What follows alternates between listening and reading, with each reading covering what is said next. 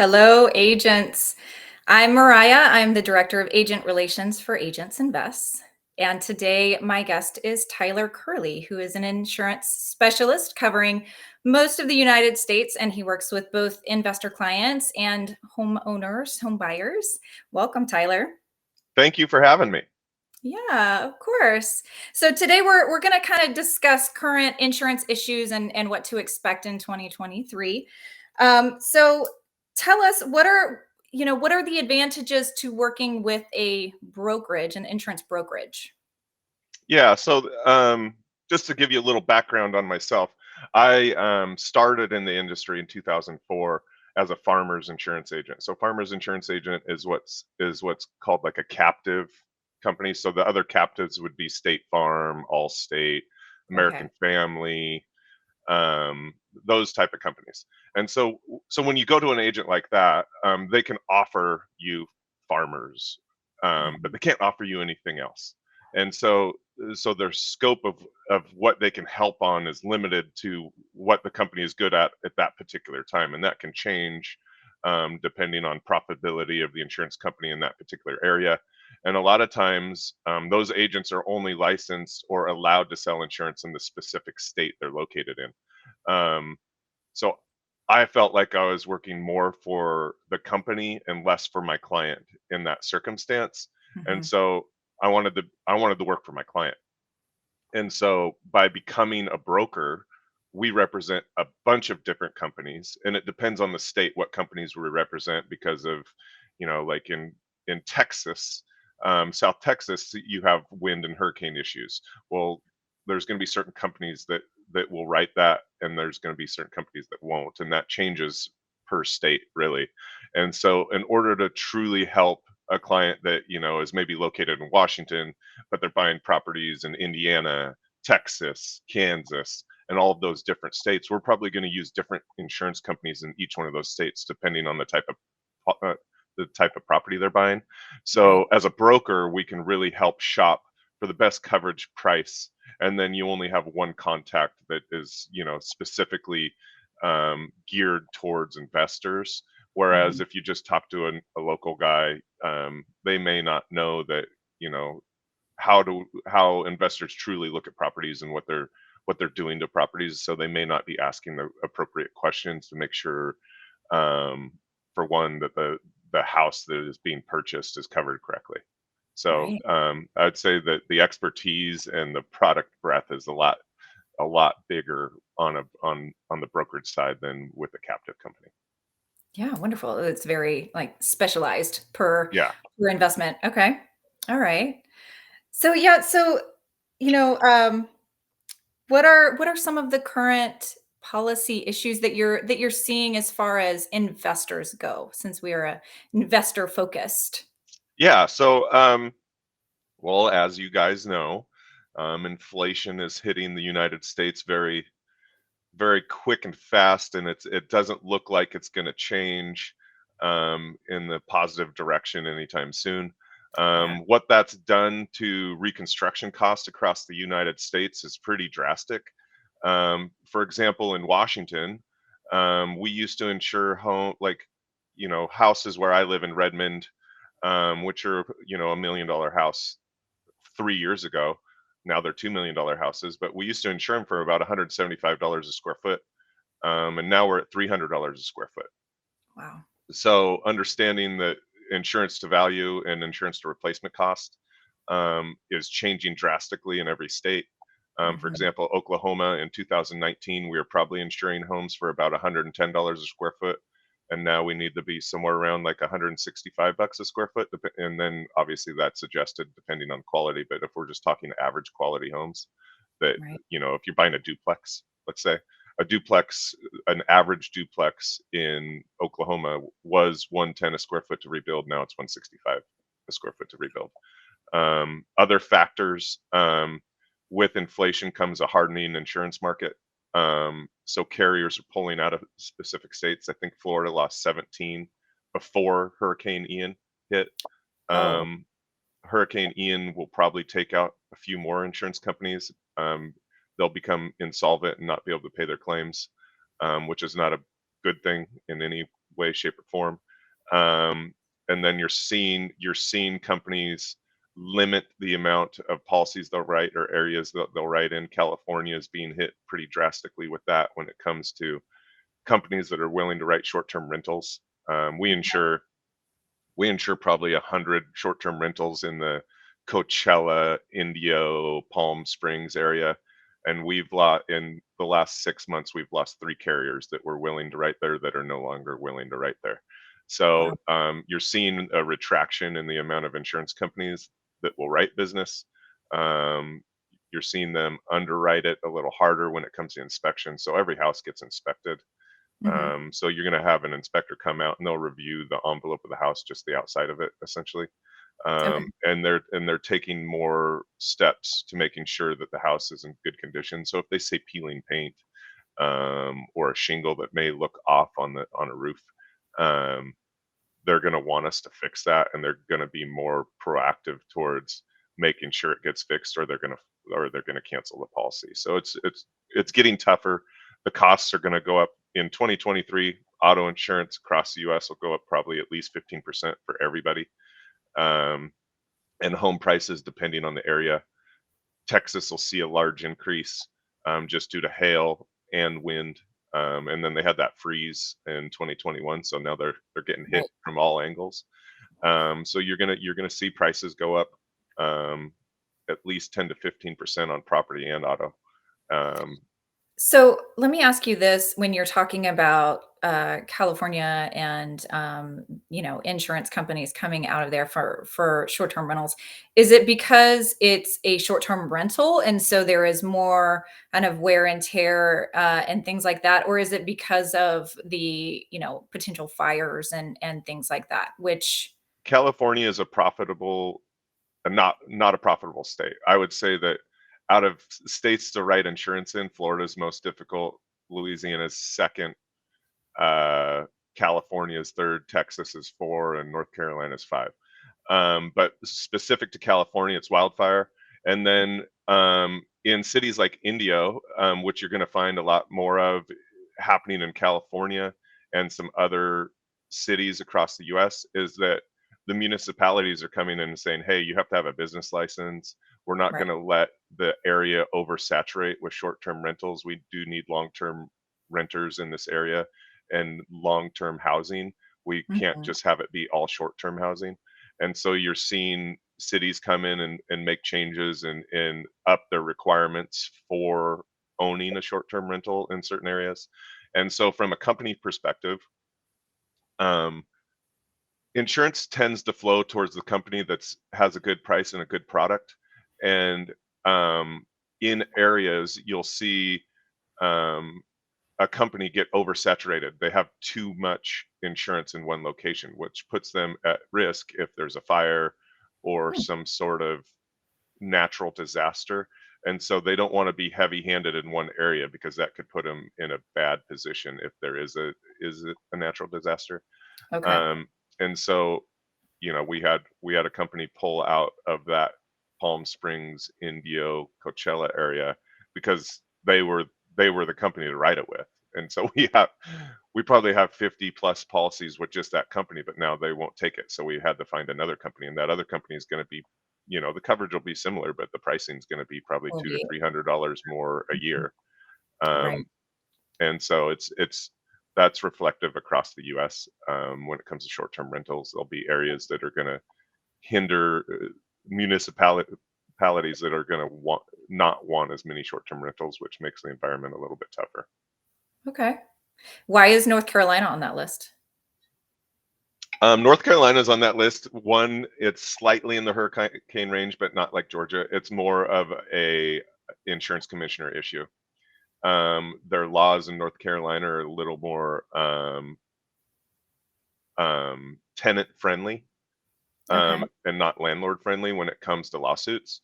Mhm. So a lot of the insurance carriers don't like North Carolina. So, like for example, Interesting. Georgia, I probably have 8 short-term rental companies. North Carolina, I have 2. South Okay. Carolina, I have 8. So it's just drastically different. It's the insurance environment in that state is not conducive for profitability for insurance companies. So Okay. there's less willing to write it.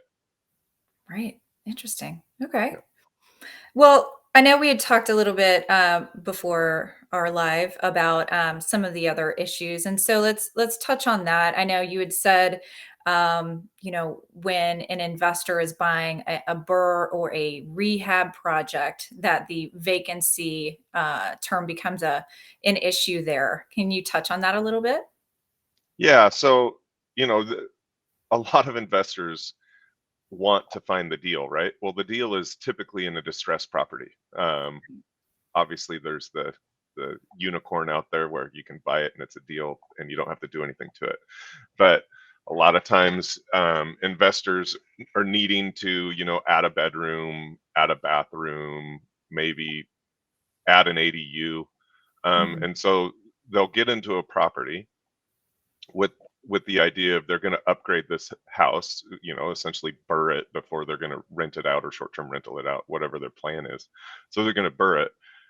They don't tell me, um, or they don't communicate that with the insurance agent. Okay. And so it's important for the real estate agents to know that, hey, this is an important conversation to have.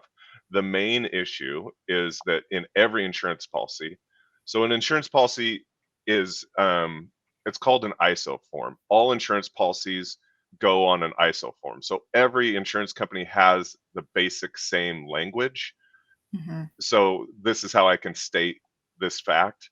And then insurance company will add endorsements to either add coverage or remove coverage to make the policy better or make it worse, depending on the area. And so every policy has a vacancy exclusion after 60 days of vacancy. So if you buy a property, and this is real world stuff right now, especially, is you buy a property. Okay, if I don't have my contractor lined up, how long does it take me to find my contractor? That can be a month. And then, oh, I'm ordering, I'm ordering stuff, baths, showers, lightings, fixtures, all that stuff. That can delay the process. Well, at Right. 60 days, the coverage is essentially demolished to just fire. There's no vandalism, or malicious mischief coverage. Water, Squatters coming in, which is yeah, yeah, no squatter coverage. Water is excluded, so coming in into the winter months, if right. a pipe breaks, there's no coverage. And so, it's very important to relay this information to the insurance agent. I tell all of my clients, if you're renovating a property and you can't get in and out in 55 days, then we need to make sure that we write a vacancy policy. Those vacancy slash renovation policies are going to be about 3 times the cost. And I just, so if you're paying, let's say you pay $100 a month for a normal policy, you're going to pay $300 a month for the vacancy exclusion policy, so you're covered during that time frame. Um, and I just tell my clients, throw that extra. Don't think of it as insurance costs. Think of it as the construction costs that you're going through for these months, and then once the renovation's done and the property is occupied, then we'll write it into a standard policy. But you want to make sure of that because the worst claim I've seen actually happened with one of my clients. This was in, I think, 2008, so it's been a long time. But a client of mine had it was a single family house. It was in the Seattle area, and it was vacant for like 90 days. Well, someone came in around the 90-day mark, um, and they stole the dishwasher and fridge and all the Mhm. appliances. Well, the dishwasher was hooked up to a water line, and the water continued to run. Well, he didn't come Oh in until a month later after that happened, roughly. The whole house had been flooded, gosh. and it was a total loss, and there was no coverage for water Wow. damage. So, and thieves are more likely to come in and steal appliances, try and steal copper, um, and Right. they don't care that the water's running. So it's, that's like a worst case scenario, obviously. But I've also seen squatters come into a house and literally build a fire on the hardwood floor Mhm. in the living room. That's like, well, obviously they don't care about the house. They're just in there to It's do their just drugs and devastating. paint the Yeah. walls, and so, you really wanna be careful of that. How does Now if it it work if you're buying, say you're buying a duplex and yeah, then so one side is vacant and one side isn't? Is it you're good on multifamily. So say Oh, you buy okay. a duplex, one side's occupied, one isn't. That's sort of Okay. contemplated on apartment complexes, you know however many units it may be, 10, 4, 3, whatever it is. Obviously, most people are wanting to renovate or upgrade the property after a tenant leaves if it wasn't in the greatest shape. And sometimes tenants destroy, a unit and you'll have to replace the carpet, you'll have to repaint, you'll have to, maybe replace a few doors or whatever because they kicked out a door or whatever it is. Right. So that's contemplated in that process.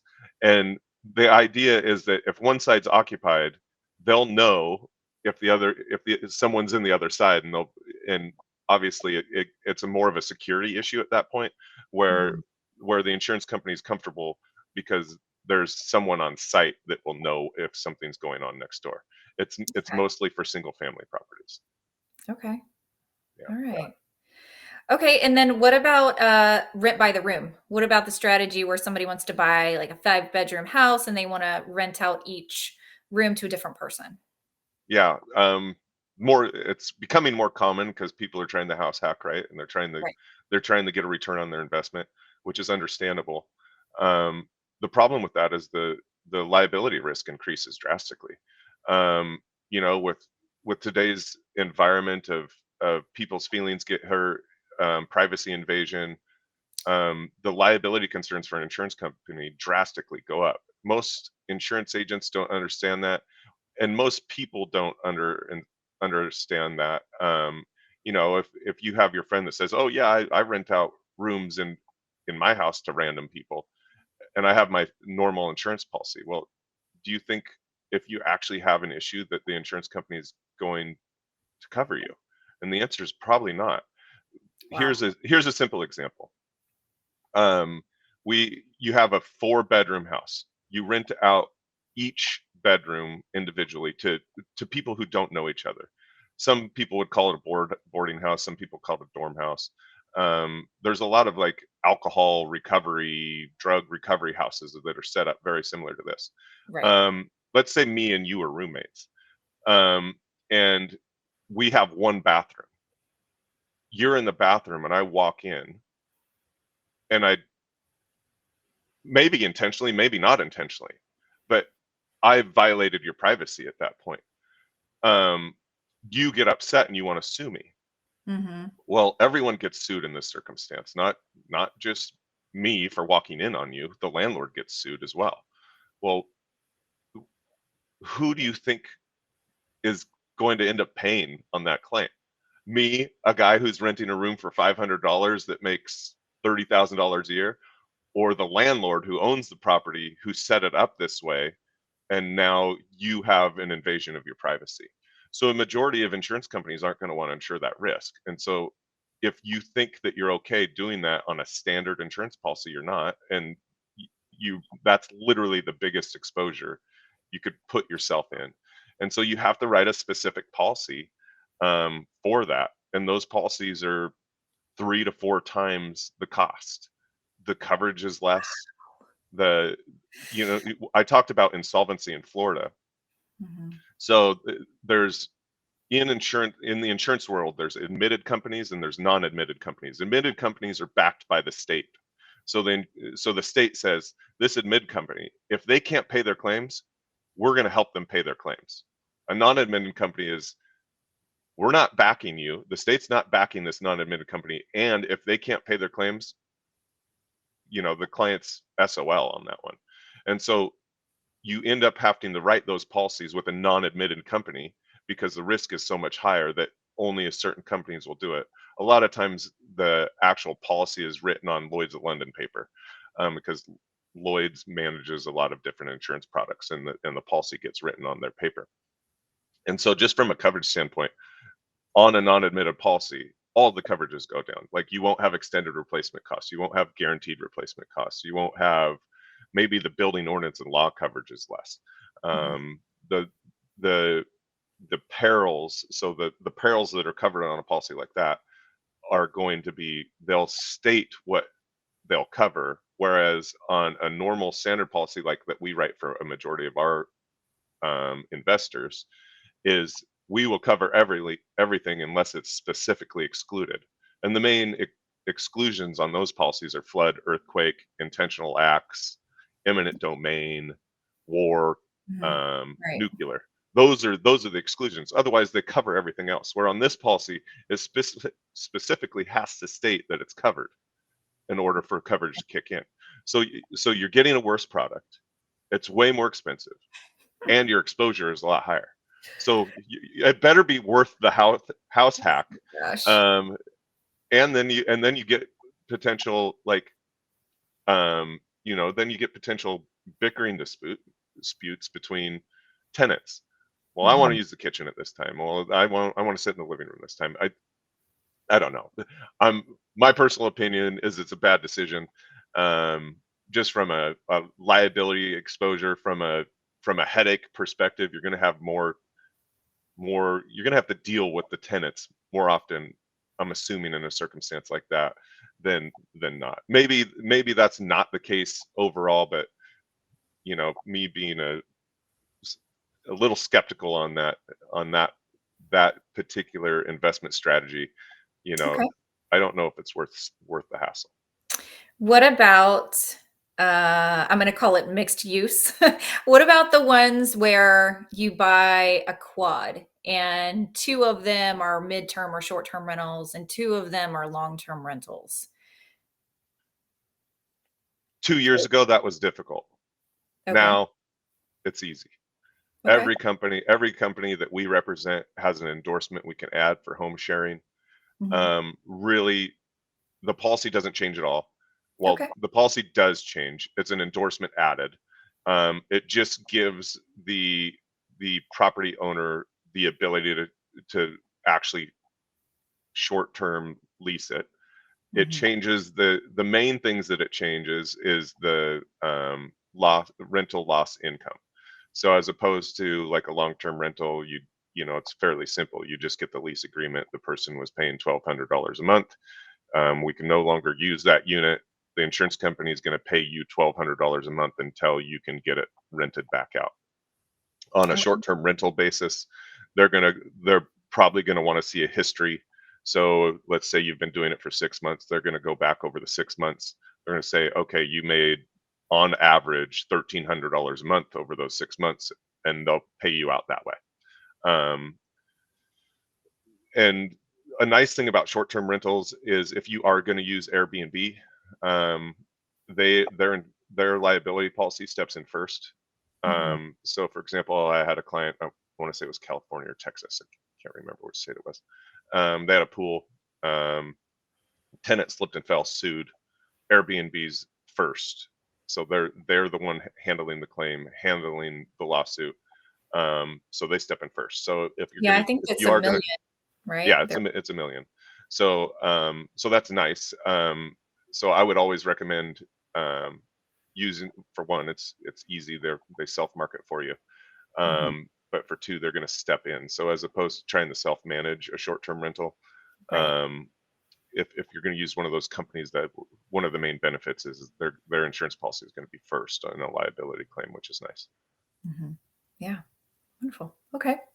Well, let's chat a little bit about partnerships then, because we touched on it, you and I, in conversation. So tell me, give us the ins and outs as far as buying properties and partnerships when it's not your spouse.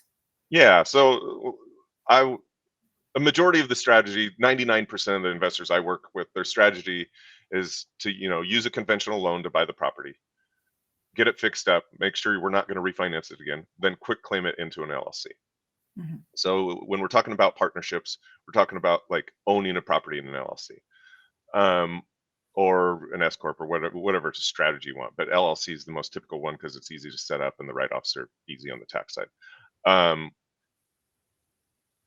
if it's a husband and wife, owning a property in an LLC is completely fine. An insurance company looks like it's hard for you guys to break up. you're married, right? So we're fine with that LLC structure. Okay. Um, if it's me and you setting up LLC and we're going to buy vacation rentals, and vacation rentals are expensive. If we're going to go to South Carolina and buy in Hilton Head or something, that's not cheap. Or if we're going to buy in on the beach in California, those aren't cheap. So a lot of times people will partner up to buy that property. Hmm. Well, if me and you develop an LLC to buy properties, that's a commercial exposure because we're not connected. That's how the insurance companies view it, right? So Okay. so even if it's a one unit, it's a commercial exposure. Every standard insurance company, so Farmers, State Farm, all of the companies I represent, aren't going to write that on a standard single family short-term rental policy. You have to go to a company that's willing to write a commercial policy on a short-term rental, and that shrinks the carriers I can go to from 10 to 3, or somewhere in there, depending on the Okay. location. And the cost of a commercial policy is always more expensive than a personal lines policy. So you're going to increase your cost. Um, and so the main thing is that you want the policy written right, right? Because it's if it's not written correctly, then there's no coverage. And Hmm. so you just need to make sure that your client knows if they're going to partner with someone, that they need to be talking to someone that's going to write the policy the correct way. Because if they put it on a personal lines policy and then they add an LLC to it because that company is willing to do it, but they don't let the agent know that the LLC is owned by true partners, Hmm. then you could have an issue at the time of claim. And ideally, we want to avoid any issues at time of claim. So just it's let's just the more information you can give to the insurance agent, the better. And if you get wishy-washy answers, or it doesn't sound like they know what they're doing, then they don't. And you probably need to move on to a different insurance agent because not Okay. all insurance agents know what they're doing. Specifically when it comes to investing in properties, there's a lot of moving parts that we need to know in order to write it correctly. Yeah, it sounds like the best policy for investors really is to be completely transparent upfront with Yes. Yeah, yeah. what you're intending to do, obviously with rehabs and short-term rentals and all of that, just to be completely transparent with your insurance broker and agent and everyone that you're involved with this is tell them what's going on. Yeah. Give me Right? the plan. What's the Yeah. plan once you take this Yeah. property over? For example, oh, it doesn't have a finished basement. We're gonna build out the basement and turn it into another rental unit, and we're gonna short-term rental it. Well, Right. probably need to know that. Yeah. One, because the coverage is gonna need to be increased because now you have a built-out basement. Mhm. Two, you want to make sure you get loss of rents on that unit if you can't occupy it once it's been occupied. Right. Um, and three, you want to make sure that the liability coverage is going to kick in if you have an issue. So yeah, those, and ADUs are, a lot of people are looking at properties as like, Yeah. hey, I've got this duplex and it's got a 2-car garage. I'm going to turn that 2-car garage into another unit. Well, we need to know that too, because that other unit needs to have its own policy. Loss of rents Okay. isn't co loss of rents won't be covered on a one policy. There probably wouldn't be enough separate structures coverage. So that ends up being 2 policies. So if you buy a property that has, you know, 2 out structures that you plan on turning into rental properties, we need to know that, to make sure that the policy is written correctly. Yeah.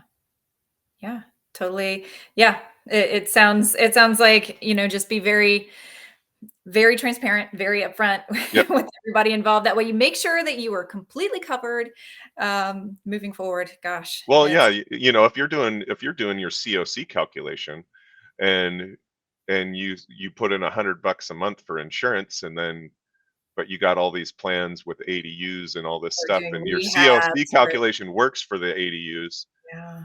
and then we add in an extra $100, that it reduces your cash flow. So, it's better to get the numbers right at the beginning as opposed to having to up rents to get the numbers right after you're in it. Well, let's talk about 2023. You mentioned a little bit about the auto insurance is going to go up 15%. So tell us why. 2023 is going to be an interesting year for everybody. I assume everyone can realize that. Yeah. Um, but in the insurance world specifically, um, what people tend to not think about is 6 years ago, I'm driving my truck. I hit a car. Um, my bumper's replaced for $1,000. Um, Now, perfect example is my office manager, Cheryl. She has I think it's a 2019 Tahoe. Um, she was driving through Eastern Washington, hit a deer. I forgot that she told me she hit a deer, so I came into the office and I'm like, "Hey, what's your front headlight's broken? What's going on?" And she's like, "Yeah, I hit a deer." I'm like, "Gosh, it didn't do much damage. It's just literally the front headlight." Right. And and so she files the claim, gets her car fixed. It's $6,000 of damage. Well, you have the sensors that all need to be readjusted. Apparently, the bumper slid a little bit, so you got your front cameras, you got your sensors, you got the headlight that's now more expensive, and then you got labor costs that are through the roof, right? Now 6 years ago, a mechanic was maybe 35 to $50 an hour. Depending on where you're located, it could be more expensive, but now it's like 100 everywhere you go. And so that cost hasn't been absorbed by the insurance companies because they're regulated by the insurance commissioner in each specific state. Mhm. So they can only take so much rate at a time. So State Farm and Allstate have already come out saying they're going to raise their rates by 15% on auto across the board in the United States. Geico in California literally just said, "You know what? We're not going to help fix Teslas anymore." Well, you can't really do that. You're on the hook to fix the Tesla, but Geico's known for not covering things appropriately and trying to get out of things on the cheap. Interesting. And so they're just like, "You know what? We're not going to fix Teslas anymore." And then you In got issues California, where with, they're everywhere. yeah, everywhere. Then you got supply chain issues where we had a recall. A client got in an accident, and while the car was being fixed, there was a recall on a seatbelt. It was an Audi. Well, they don't have seatbelts to just automatically put in. You have to use an Audi seatbelt to put in. They're 6 months out. Wow. 6 months out on a seatbelt. So what does that do to your rental car coverage is only for 30 days. And so supply chain, labor costs, Mhm. just the cost. I have a brand new Toyota Tundra. I just picked it up like 2 weeks ago. By the way, I ordered it January 14th and I just got it October 1st. A So friend of mine as well. yeah, Yeah, that's like 8.5 months, right? yeah.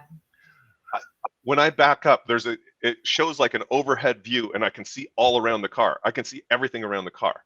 Well, if I get one hit on the side of that car, then everything has to be recalibrated. What's that cost?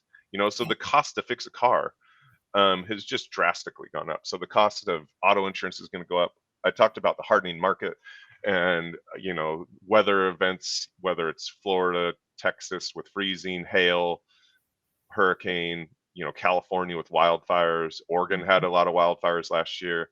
The Yeah. Midwest is getting hit with tornadoes. Um, so so property insurance companies are getting hit with more severe losses. Um, and then the cost to rebuild, the cost to litigate, um, is going up. So if if you get a 10% increase on your homeowner's insurance policy, be happy. So you're going to see that with your investment properties too, right? So if you bought a property in Mm. 2019, for one, we insured it $110 a square foot. Now we have to insure it for $165 a square foot. So that's going to increase the cost. And then they just have to increase the cost in general to keep up with inflation and the cost of doing business. And so, it's a hardening market. It creates a lot of work for us. We have a system that spits out our renewals about 45 days beforehand, and we see the percentage increase, and we automatically go and reshop the rates at a certain number. Okay. Um, And so our team, we have someone specifically just doing that for our clients. So it's, it's a lot of work. All agents aren't created equal. Sometimes they're just going to let it ride and hope you don't see that your escrow payment went up. We I will hope they all don't look at their escrow payment. Oh gosh. Maybe they'll associate it to property taxes.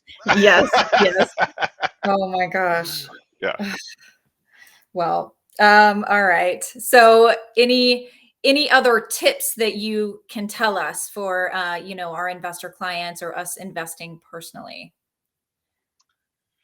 I would say that the biggest tip I have is not really from an insurance perspective. Well, it is, but it's so there's systems that run a house, right? You have the roof, electrical, plumbing, heating, foundation, and then a sewer line. Depending on where you're at, it's either a sewer line or a septic system. Right. So my main tip to all of my investors is you need to hire a really good property inspector. And you want that property inspector to really go, especially like Midwest. Ohio, a lot of people are buying in Ohio. I think Ohio is the cheapest property purchase for rental properties in the U.S. right now, or one or two. And so you're going in and you're buying this property for $200,000, but it was built in 1930. And maybe the prior owner didn't upkeep it well. Well, if it was built in 1930, it may have old wiring, it may have old plumbing, it may have a foundation that's cracking. The roof is pretty easy to see visually. But in order to not have capital expenditures after you own the property, your inspector is going to save you money on that stuff. So have the inspector do a sewer line scope, because to replace a sewer line is $10K, like guaranteed, probably more.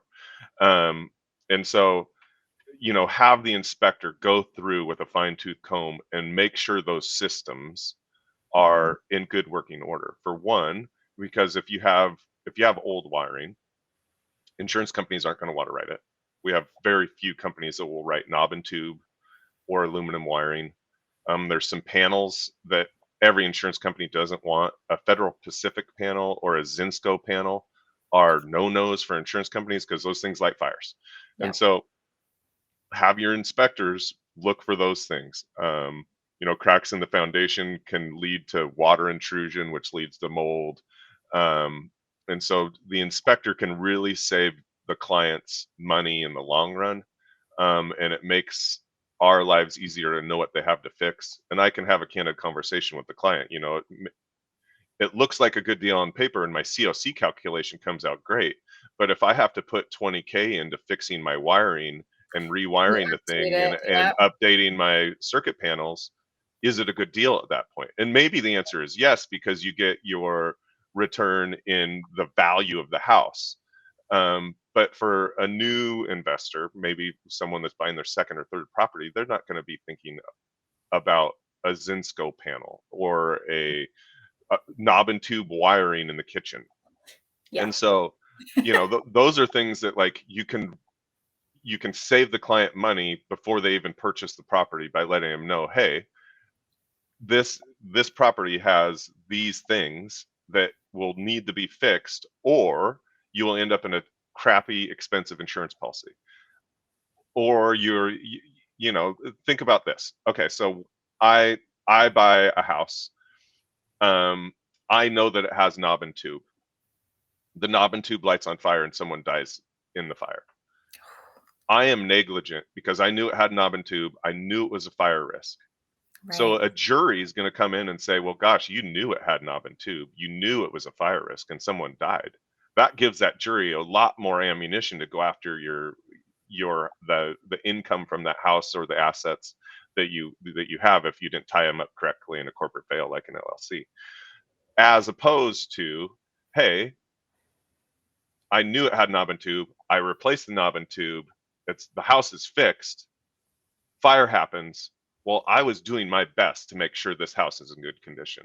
A jury has less ammunition to go after you because you were doing the right thing, right? So you weren't negligent. You weren't a slumlord. You were a good investor. You updated the house. So Mhm. they have less ammunition to go after you in that circumstance. And so, just from a capital expenditure stance, an inspector is going to help you a lot with determining whether it's actually a good property or not. And then you can know, okay, well, it also helps with negotiation from a real estate agent's perspective. It's like you know, especially with the market changing, where now it's not like 27 investors, all cash offers everywhere in the world. The market's probably going to shift a little bit, or is already shifted depending on the area you're in, to where you can negotiate. It's like, well, hey, this house has a Federal Pacific panel. These are known for fires. We're going to have to replace this at closing. Let's get Mhm. some concessions here, and that gives you the ability to negotiate down the price. Um, and so having that information from an inspector on your side is just good for the client in the long run, and potentially helps you negotiate the price down. So I wouldn't call it an insurance thing, but it is, because we care about it. But It that's like is. that's the Yeah, biggest piece of advice I give to all my real estate investors: hire the best absolutely. inspector out there and make sure that that thing is buttoned up, or at least you know what you need to fix. Yes. Do not waive contingencies. Do not Correct. let your client waive those No, contingencies, you right? want your out. Like, Give me it's my been out. What if it's a yeah. lemon?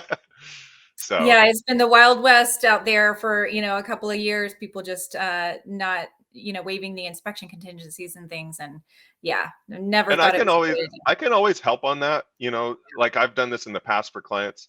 We're like, "Hey, can you write me an email saying that the insurance is gonna be more expensive and it's gonna be terrible because there's knob and tube, Oh, or yeah, there's gonna be," so I write that email all the time. Yes, amazing. the insurance is gonna be about 3 times more expensive because you'll have to replace the knob and tube before I can put you into standard policy. We'll have to write you a course of construction policy and all this stuff. And so I write that email, and I show them the quote that it's like 3 or 4 times more than what they're currently paying, and that sort of, Yeah. that takes the winds out of the sail of the seller and their agent. So it gives you the ability to negotiate a little bit, which is important. So, Okay. yeah. Well, I have to ask you, because I ask everybody, do you have personal investment properties? Do you have rentals? I don't have any rentals. I live in Redmond, which is I'm about 5 minutes from Microsoft. I Mhm. have 15 acres right up the hill, Oh, um, that I've been fighting with King County on. I have some wetland issues, so okay. I'm a lot of money into the property, um, but we have plans to build about a 3,600 square foot Rambler, which is nice, and a very large garage. So I think the value of the house will be somewhere around about 3 million when I'm done, Mhm. and I'll be about 1.6 in. Mhm. My kids are going to be out of high school in 4 years. So I'm 44. They'll be out, well, in 5 years. I'll be 49 when they're out of high school. I don't Mhm. plan on living in Washington full time at that point, and since it's so close to Microsoft, I'm gonna short term rental it. We're putting in a pool. We have a large game room already designed. And we're gonna have a large fireplace area and a 15 or 19-foot nano wall that opens up the whole house to the pool. I So we're love gonna those so much. Yeah, so we're gonna short-term rental that after. I have some CEO friends that run short-term corporate housing companies across the U.S. And so I may do just the Airbnb thing, or I may let him do it, um, because they'll get corporate guys coming in that are Mhm. moving to the area, and they'll put them up for a month, um, for and they'll pay 10 to 15 grand, easy. So Love I could probably get more if I just Airbnb it, but that's the long term plan. And then obviously once the house is built, I'm going to have massive equity, and that's when I plan on pulling that equity, um, and I'm going to go straight to apartment complexes once the house is built. So Wow. yeah, and I like it. if you guys don't know about whole life and how to become your own bank, it's probably something you should look into. I have a financial planner I work with that's very good at that. So I'm building those currently. So in about 6 months, 7 months, when I think the market's going to be optimum time, I'm going to leverage those and start buying properties in some areas where the properties are coming up. I love So it. I got the plan. We're just we're waiting a little bit, Okay. and Okay. it's just been a battle with King County. You know, when you're looking at developing properties, um, the county and the state you're doing it in is wildly important. I didn't really pick the county. I picked where my kids live. So, and you know, we want our kids to live in nice areas and go to nice schools, so they're surrounded by people that are probably smarter than them, and that's the case. But I didn't really get to pick where I was going to buy. From a convenience standpoint, I knew it would be good profitably, but it's just taken so long to fight with King County about the wetlands, and it costs a lot of money. So, Yeah. yep, that's where we're at. I have owned a lot of properties in the past, but that was like 2008, 2009, and then I got bit a little bit. So probably wasn't educated enough like I should be. But now we're fully educated. Been doing it a long time, and I've got it. I like developing properties because you get the big money at the end. Right. Yeah. Yeah, Yeah, that's amazing. I can't wait to see all of this come to fruition for you. yeah. That's It's that's it's big. cool. Big It's been goals. a long trek. So. Mhm. Yeah. Actually, I'm driving up there after I get off this meeting. We have a civil engineer that dug some holes. In King County, you have to get the water back into the ground. So the water lands on your house, and then you have to go have it go back in the ground, which Interesting. is interesting. The getting the water back into the ground is going to cost me 100K.